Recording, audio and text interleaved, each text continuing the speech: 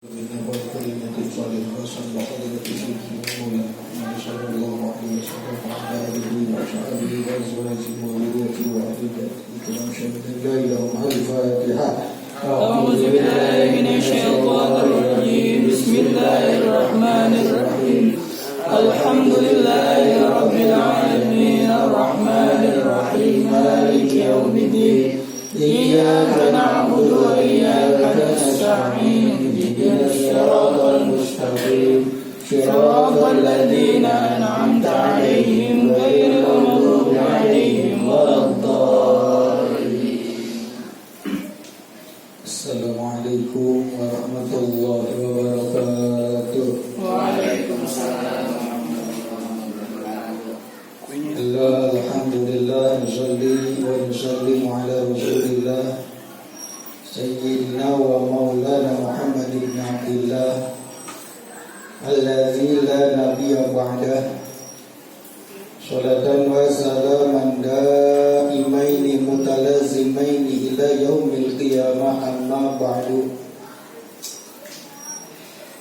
Puji syukur kita aturkan kehadirat Allah Subhanahu wa taala, yang mana alhamdulillah Allah Subhanahu wa taala telah mencurahkan ribuan nikmat atas kita sekalian, khusus nikmat iman Islam, nikmat sehat sempat. Karena inilah yang sering kita lupakan.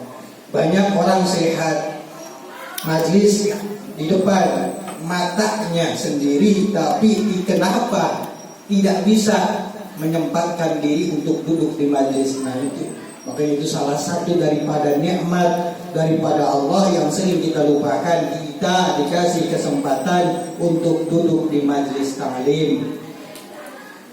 Salawat beserta salam ay makrunan bi ta'lim wa takrim, semoga selamanya tercurah terlimpah kehadiran baginda habibana wa nabiyyana wa maulana Muhammad sallallahu alaihi wasallam, sahabatnya, tabi'innya, khususnya umumnya.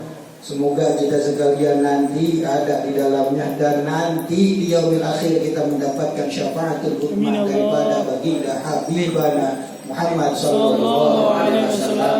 Amin ya Allah ya rabbal alamin. Alhamdulillah wa syukru ala ni'amillah. Pertemuan ketiga ini kita sekalian masih bisa bermuajahah, berkumpul bersama, duduk bersama di ini musola Nurul Jami'. Yang mudah-mudahan langkah kita, duduknya kita di ini majlis, Allah jadikan kifarat akan dosa-dosa kita. Allah jadikan pelebur atas kebodohan-kebodohan kita. Dan Allah jadikan kita ini hamba yang belajar dan terus belajar istiqomah di jalan yang Allah redai. Amin ya Allah ya rabbal alamin. InsyaAllah di kesempatan ini, di pertemuan yang ketiga ini, kita akan mencoba menggali, mengupas hikmah dalam makalah yang terkandung di makalah yang ketiga. Kemarin kita membahas makalah yang kedua, menceritakan bahwa Rasul memerintahkan kepada kita sekalian untuk sering-sering duduk dengan para alim ulama dan sering-sering mendengarkan kalamnya hukama. Hikmahnya apa? Supaya menghidupkan hati kita, menjaga hati kita supaya hati kita tidak tergolong golongan hati-hati yang mati. Karena kalau hati sudah mati, jangankan nasihat dari alim ulama, daripada ustadz ataupun kiai, dari orang tua pun tak bakalan dipeduliin. Itu salah satu tandanya hati yang mati. Itu kan salah satu tandanya yang mati. Walaupun rumah kita di depan musola azan, boro-boro, kenapa hatinya udah mati? Maka mudah-mudahan hati kita Allah selalu jaga, Allah selalu hidupkan hati kita, dan selalu Allah tumbuhkan giroh di hati kita untuk menghidupkan agamanya Allah, untuk menghidupkan majlis ta'lim, insya Allah berkah kita hidup dunia dan di akhirat. Amin ya Allah ya rabbal alamin. Makalah yang ketiga Di sini nyambung dengan makalah yang kedua. Kemarin kita diharuskan duduk dengan para alim ulama, sering mendengarkan kalamnya hukama supaya hati kita tidak mati. Karena apa? Karena di makalah ketiga di sini man dakhalal qabra, menceritakan tentang mati. Kalau makalah kedua, hati yang mati bisa dihidupkan lagi oleh Allah dengan cahaya hikmah. Apa yang dikategorikan cahaya hikmah adalah ilmu yang bermanfaat. Tuh yang dikatakan cahaya hikmah. Kalau yang ketiga menceritakan kita yang mati, jasad kita yang dibungkus, jasad kita yang ditaruh, dipendam di dalam tanah. Di dalam makalah yang ketiga ini, An Abi Bakr Siddiq radhiyallahu anhu, sahabat Abu Bakar Siddiq bin Abu Qudafah radhiyallahu anhu yang menceritakan, kata sahabat Abu Bakar, man dakhalal qabra bila zadin kaman paka'annama raqibal bahra bila safinatin. Barang siapa orang yang masuk dalam pada kubur, masuk kubur, dimasukkan ke dalam kubur, dimasukkan ke liang lahat bila zadin, dikategorikannya zadin. Kenapa? Karena orang manusia seperti kita, manusia biasa ini, iman kita mah kadang bertambah dan kadang berkurang. Makanya dikategorikan zadin. Yang dimaksud dengan zadin adalah air amalis saleh. Jadi dikatakannya zadin, tapi yang dimaksud dengan zadin adalah amal soleh. Mana? Jadi kita nanti dimasukkan ke dalam kubur, tapi kita tanpa membawa amal soleh. Yaitu tidak jauh bedanya dengan orang mengarungi lautan yang begitu dalam, mengarungi samudra yang begitu luas, tapi tanpa membawa amal soleh. Seperti orang mengarungi samudra yang luas, lautan yang dalam, tanpa memakai kapal atau perahu. Itu sama baik. Kan orang masuk ke laut, ke samudra, laut yang dalam tanpa perahu, sama aja bunuh diri. Bukan? Kenapa? Saking nanti ini dalam kubur begitu genting nanti badan kita. Kalau di dunia mah rambut kita terus kita poles bentelnya terus dirapi-rapi, muka takut hitam dikit dipakai polesan. Dipakai polesan hidung, pesek, disuntik jadi mancung. Silakan. Tapi nanti dikala masuk ke dalam kubur dan Allah tanyakan, bukan berapa tebel polesan muka ente, bukan. Apalagi yang akan ditanyakan amal soleh kita, amal perbuatan yang baik, yang bagus waktu kita di dalam dunia, waktu kita mengembara di alam dunia ini, sing hade makanan. Kenapa? Panjelas Nabi menguatkan kata Nabi mana yang dalil-dalil pada nabinya. Idza mata ibnu Adam in qata'a amaluhu illa min salasin. Kata Nabi, bila mana manusia telah mati, maka putuslah semua amalnya. Ila min salasin, kecuali yang tiga. Mana yang tiga? Satu, sholatin jariyatin, sholawat zariyah. Yang dikatakan sholawat zariyah itu apakah?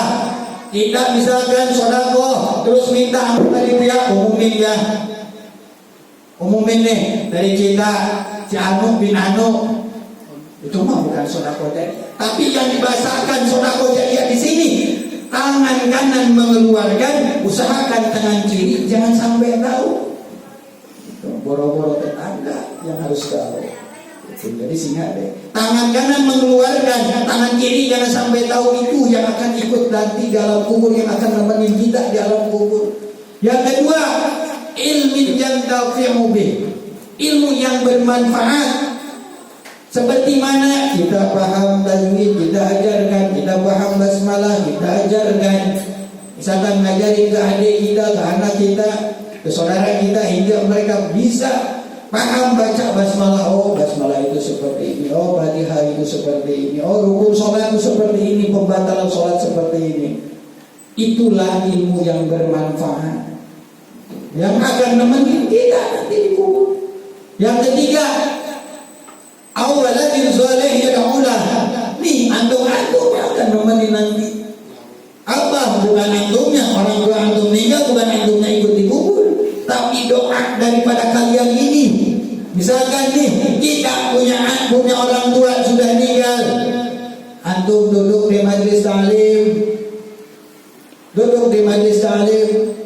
orang tua antum orangnya nih ngeliatin aja sambil senyum. Karena apa? Salah satu keberkahan daripada kita hasil duduk di majelis taklim akan ngalir ke orang tua kita yang sudah meninggal.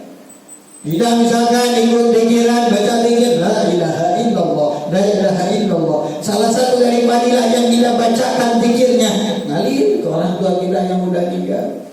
Makanya enggak rugi kita ngaji.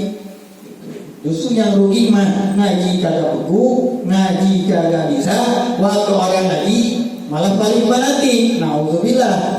Gitu. Paling sentimen orang ngaji, dah ngaji baik. Itu kenapa? Hanya hatinya mungkin sudah mati. Gitu.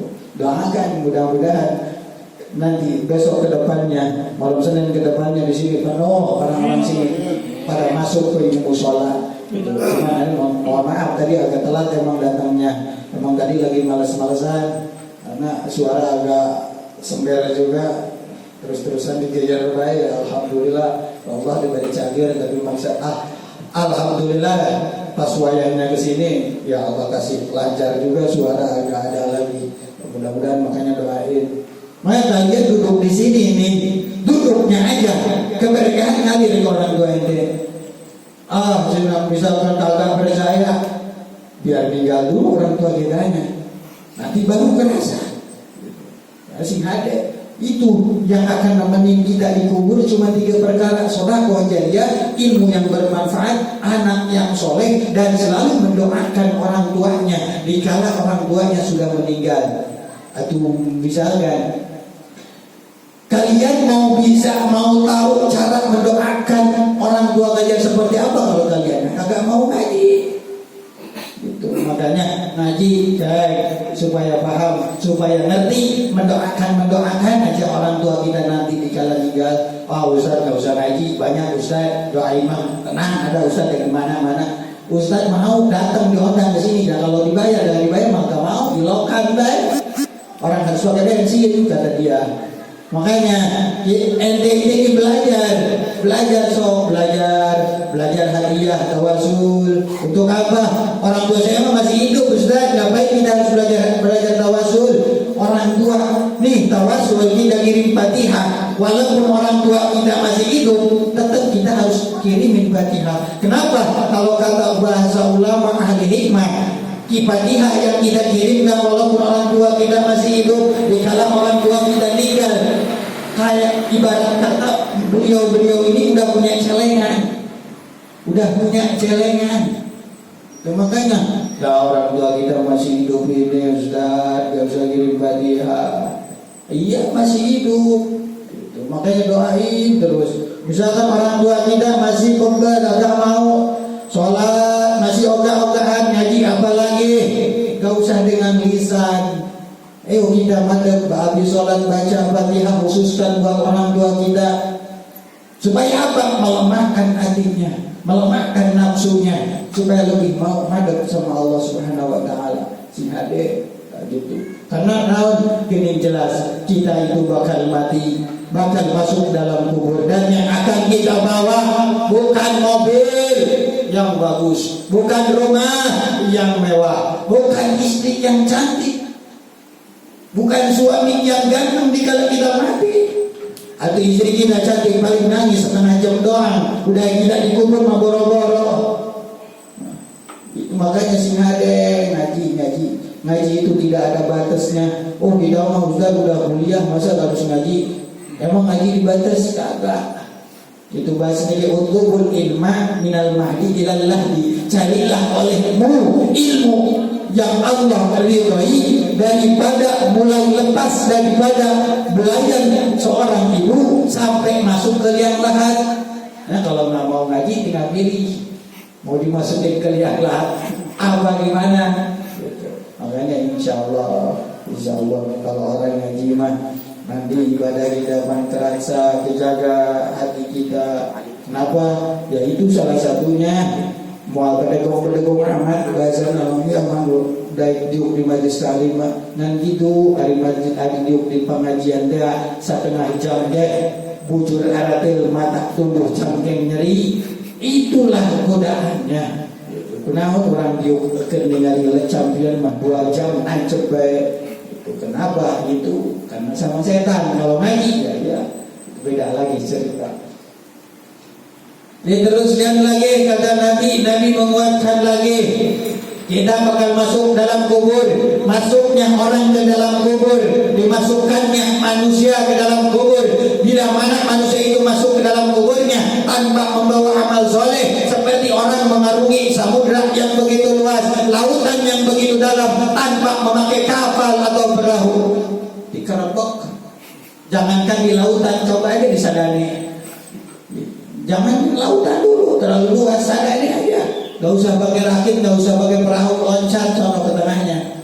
Mati iya. Kata Nabi menguatkan. Kata Nabi, man mayyitu fi qabrihi illa kalbariqil mugawwis.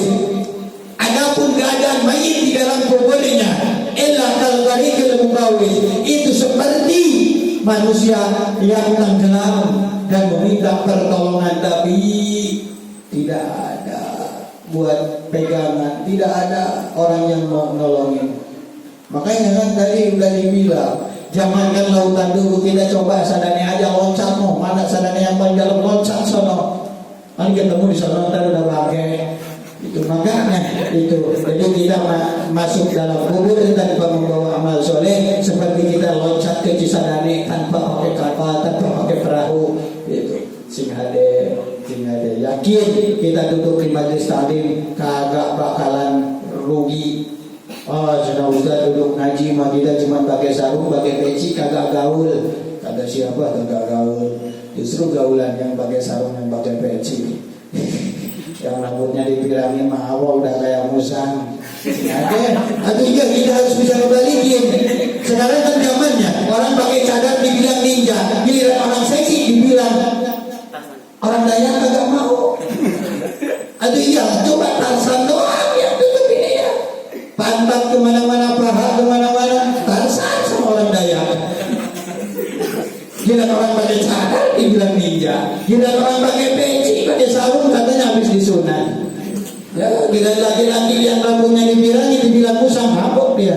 Makanya kita balik-balikin aja. Itulah fadilah daripada ngaji, yaitu supaya kita nanti pas mati mudah-mudahan menjadi kifarat buat dosa-dosa kita. Panjelas kemarin waktu pertemuan pertama sudah dibilang, salah satu daripada keutamaan kita, keutamaan daripada majelis taklim ini, manin taqala, Nabi langsung yang berkata, hadisnya sahih bisa dipertanggungjawabkan. Di dalam kitab Maudhu'at dijelaskan bahwa hadis itu begitu sahihnya.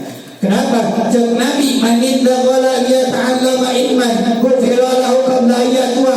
Barang siapa orang yang berpindah dari keadaan duduk di teras rumahnya ke musola ini dengan niat untuk mencari ilmu agama, menambah pengetahuannya, ghufira lahu, itu jawabannya.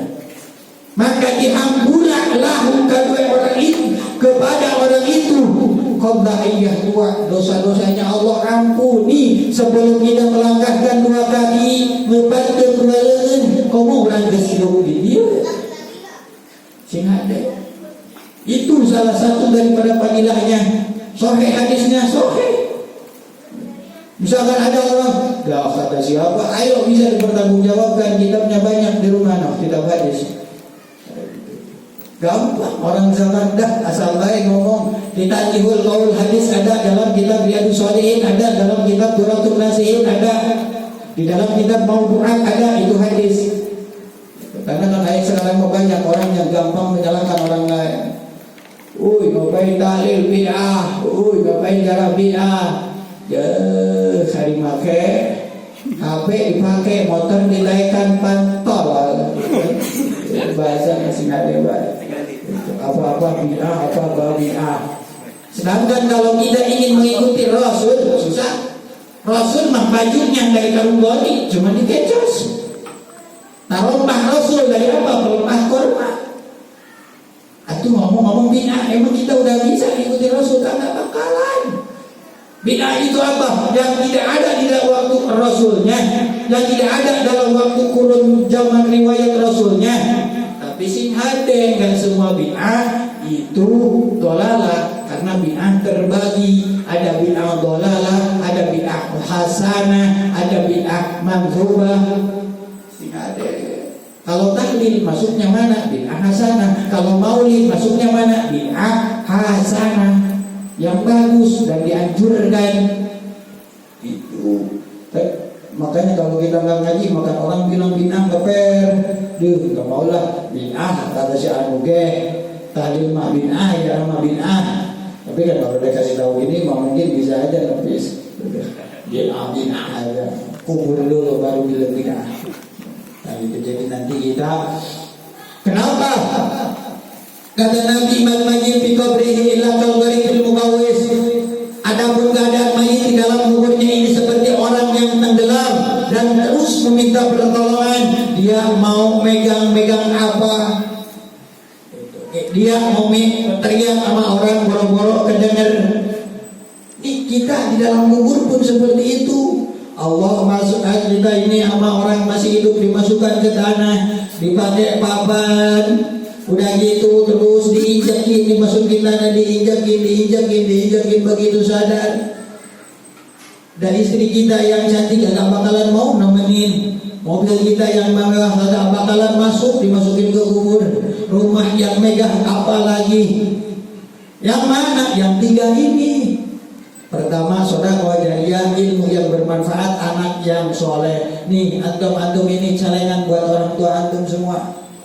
Makanya terus belajar, jangan puas menuntut ilmu agama. Itu jangan puas, yakin berkah. Orang mau ngaji yakin berkah. Jangan takut belangsang. Jangan takut. Kira sekolah aja kita takut, bolos sekali aja kira ngaji beoga-ogaan. Gitu. Bukannya enggak boleh sekolah mana? Mau sampai manapun, mau sampai kemanapun silakan. Cuman ngaji pun utamakan daripada kita nyesel nanti pas kita udah mati. Jadi itu kesimpulannya, kita ini bakal mati. Kalau orang udah mati, nggak mungkin nggak dikubur, pasti dimasukin ke dalam kubur. Sedangkan yang akan kita bawa, yang akan dipertanyakan bukan pendidikan kita. Malaikat Munkar Nakir bertanya, bukan ente kuliah sampai S berapa, ente di kuliahan pinternya bahasa apa, bukan. Yang dipertanyakan apalagi ini yang